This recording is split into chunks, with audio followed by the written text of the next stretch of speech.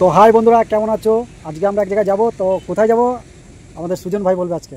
তা আপনারা দেখতেই পাচ্ছেন যে আজকে একটা এমন দিন, সেটা সবাই জানেন যে আজকে রথ। তা রথ আমরা দেখতে বেরিয়েছি একটা নাম করা জায়গা, যার নাম হচ্ছে কুলিন গ্রাম। আপনারা সবাই জানেন, সবাই চেনেন, সবাই এসছেন।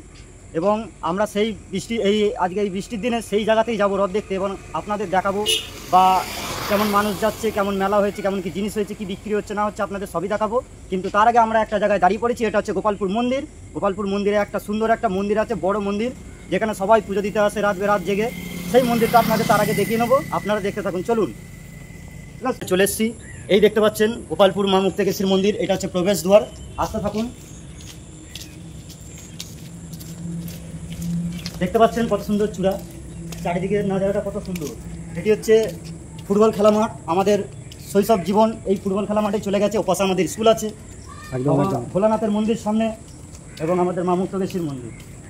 মন্দিরটা সত্যি ভাই, ভেতরে ঢুকতে দেখাচ্ছি আপনাদের করে কি কি আছে ভেতরে।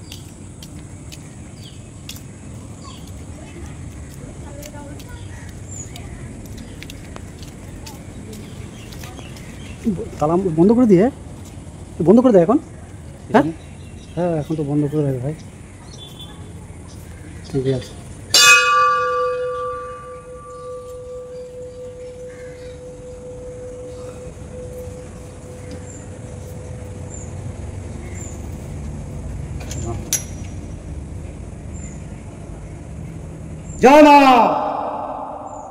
তো দেখো আমি মাঠে চলে এসেছি। আর এই দেখো, এই মাঠটা অনেক পুরনো, আমাদের অনেক স্মৃতি আছে, এখানে অনেক খেলাধুলা করেছি। আর এই মন্দিরে অনেক এসেছি, তা আমি একটু টাটা দিয়ে দিলাম। তো দেখো চারি সাইডটা কত সুন্দর লাগছে, দেখো। তো চলো দেখতে থাকো ভিডিওটা। আর এই দেখো, আমি এখানে কি বলছিলাম, এটা আগে চার চৌকো ছিল, এখন নিমকি টাইপের। এটা আগে ছিল চার চৌকো। হ্যাঁ সমীর ভাই, আপনি কিছু বলবেন? এখন নিমকি বলছি, এই বসার জায়গাটা আগে ছিল চার চৌকো, এখন হচ্ছে নিমকি। বসার জায়গাটা দেখো, এখানে কত বসেছি আর কত কিছু, মানে শৈশব জীবন কত কেটেছে এখানে। আমার স্কুল এখানে না, তবুও আমি আসতাম স্কুলে। মানে কি বলবো, আর ওসব কথা বলে লাভ নেই। বিশাল একটা স্মৃতি জড়িয়ে আছে আমাদের এই গোপালপুর মন্দিরের সঙ্গে। তো আমাদের গোপালপুর মন্দির ইন্ট্রোডাকশন দেওয়া হয়ে গেল। এবার আপনারা যাব রথ টানা দেখতে কুলিন গ্রাম। তা দেখতে থাকুন সবাই। তো বন্ধুরা, এইখানে একটি গাছ দেখছেন, এই গাছটির নাম আমরা কেউ জানি না। আর এই গাছটিতে যে ফলটা হয়েছে সেই ফলটার নামও জানি না। আপনারা যদি কেউ জেনে থাকেন অবশ্যই জানাবেন।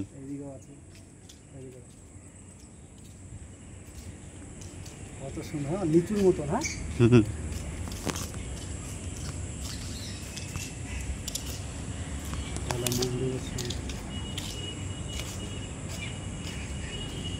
তো বন্ধুরা, সাইকেল জমা দিলাম। জমা দেওয়ার পরে এই দেখো এখানে এসেছি, এসে দেখছি এখনও কিন্তু রথ মানে সাজাচ্ছে, এখনও রথ টানা হয়নি। আমরা মনে করেছি রথ মানে টানা হয়ে গেছে।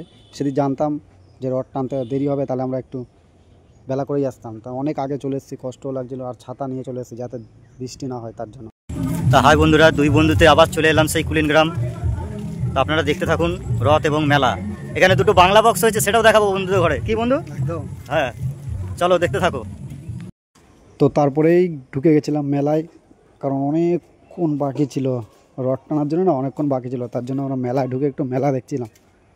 তো চলো তাহলে একটু মেলায় দেখি। আর তারপরে আমরা দেখছিলাম এটা গোপাল দিঘির এখানে গেছিলাম। দেখতে পাচ্ছি দাঁত বার করে দিয়ে গোপাল দিঘিতে সবাই, কত ইউটিউবার কত ফটো তুলছিল, তারা আমরা বললাম যে আমরাও তাহলে একটু করে চল দেখে নিই। তারপরে দেখো আমি, এটা হলো গোপাল দিঘি, পুরো পুরীর যেমন করা আছে না সেরকম ডিজাইন। আর এই দেখো এটা হলো গোপাল দিঘি, কত সুন্দর লাগছে। এটা হলো গোপাল দিঘি একে বলে। তো আমরাও ভাবছিলাম একটু ফটো মটো তুলে নিই। তারপরে গোপাল দিঘি থেকে এসেই দেখি এখানে একটা ভোলে বাবার মন্দির। তো এই মন্দিরটা হলো কুলিন গ্রাম। হ্যাঁ আমরা রথ দেখছি কিন্তু কুলিন গ্রাম, তোমাদের তো বলিনি এখনও, কুলিন গ্রামই রথ দেখতে এসেছি। তো এই দেখো মন্দিরটা কত সুন্দর লাগছে, আর কত মানুষে পুজো দিচ্ছে এখানে। এখানে অনেক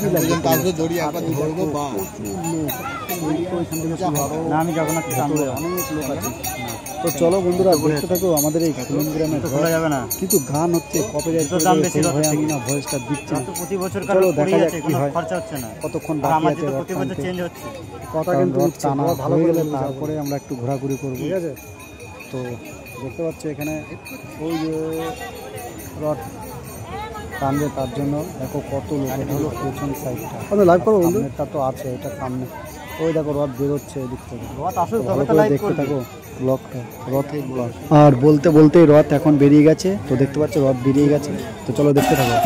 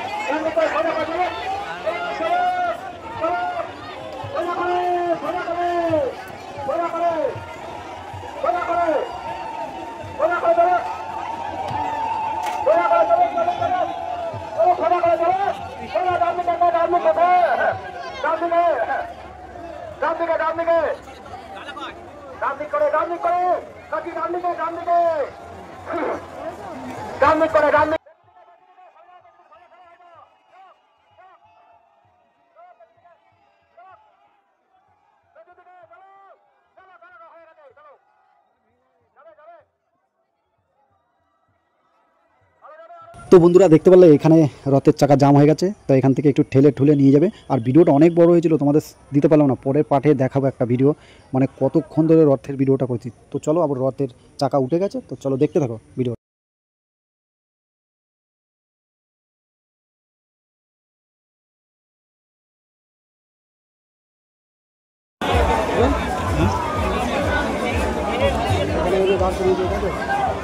হ্যাঁ, এখানে রথ টানা শেষ হলো, আবার উল্টো রথে এখান দিয়ে ঘুরিয়ে নিয়ে যাবে।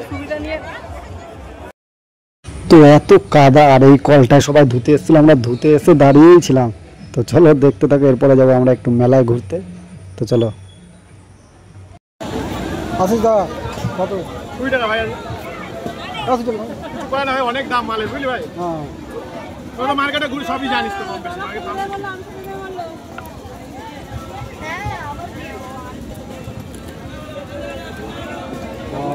ভিডিও করি না। তো বন্ধুরা আমি প্রথমে আনারসের দাম জিজ্ঞাসা করে নিচ্ছিলাম দাদাটার সঙ্গে, চেনা পরিচিত ছিল আশিস দা। তো চলো দেখতে থাকো ভিডিওটা।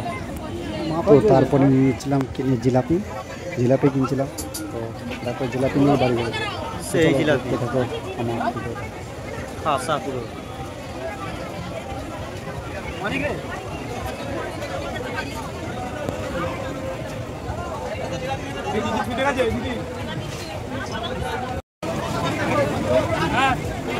বন্ধু তো রেডি হয়ে গেছে বাদাম, নিয়ে নে।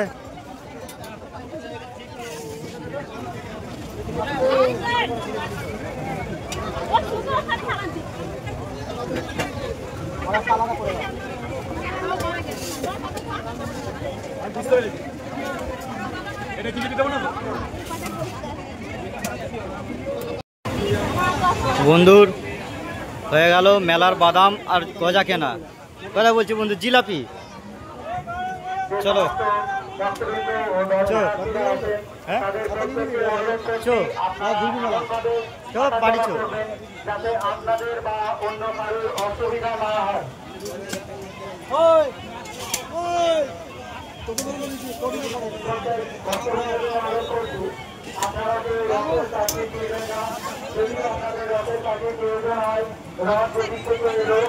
তো দেখতে পাচ্ছি এখন আমরা পানের দোকানে, তো পানের দোকানে কি নিতে এসছি? সিগারেট, বিড়ি, পান?